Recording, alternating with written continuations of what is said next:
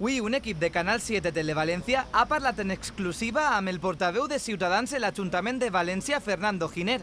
El portaveu ens ha assegurat que el grup Ciutadans ha presentat una moció en el ple. En ell demanen més transparència i regeneració per part de l'Ajuntament.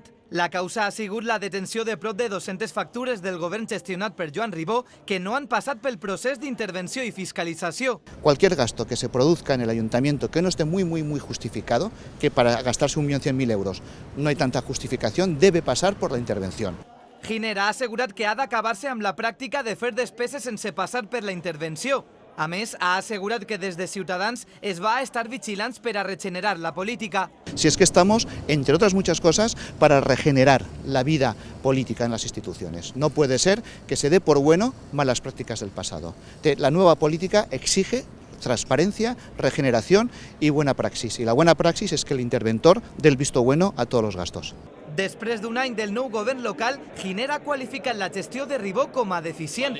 El portaveu ha afirmat que apenas s'està creant ocupació i que València ha deixat de ser una ciutat en desenvolupament. Hoy la prosperidad está fuera de la ciudad de Valencia, por lo tanto es un muy deficiente que ponían en la EGB de entonces, un muy deficiente a la gestión de Ribó.